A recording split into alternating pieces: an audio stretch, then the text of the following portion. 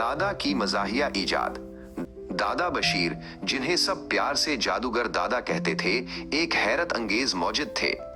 वो अपनी वर्कशॉप में पुराने टूटे हुए औजार और फजूल समझी जाने वाली चीजों से कुछ ना कुछ बना डालते थे। उनकी सबसे बड़ी साथी उनकी 9 साला पोती काशफा थी। उसके लिए ये वर्कशॉप दुनिया का सबसे दिलचस्प अजायब घर था। स्कूल से वापसी पर उसका पहला ठिकाना हमेशा दादा की ये जादुई जगह होती थी।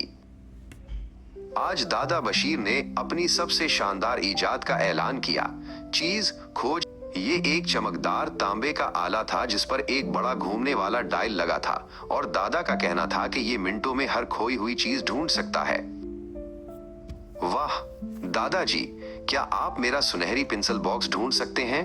काशफा ने पूछा, जो उसने 2 दिन पहले कहीं रखकर भूल दिया था। दादा ने मुस्कुराते हुए आले को ऑन किया और डायल तेजी से घूमने लगा। आला रुक गया और एक छोटे से स्पीकर से एक हल्की रोबोटिक आवाज आई। मकसद ऊंचा हुआ में लहराता हुआ, मकाम जामन का दरख्त।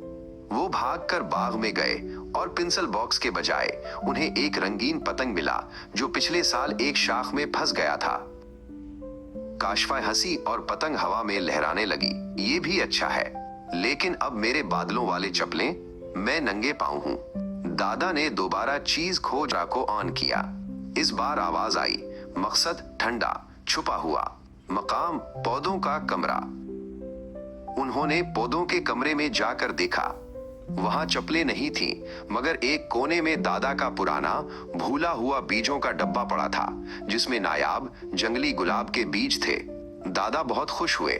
उनको तो मैं 6 माह से ढूंढ रहा था। अब दादा बशीर की बारी थी। मुझे अपनी नई पढ़ने वाली ऐनक नहीं मिल रही। उन्होंने आले का डायल घुमाया। मशीन ने फौरन जवाब दिया। मकसद जरूरी चमकदार, मकाम सबसे बड़ा तकिया। वो दोनों भागकर लॉन्ग रूम में गए। बज़ाहिर तो तकिया ही था, मगर तकिए को उठाते ही उन्हें एक प्लेट मिली। उसके नीचे काशफा के छुपाए हुए डबल चॉकलेट कुकीज पड़े थे जो वो स्कूल के लिए बचाकर रखती थी।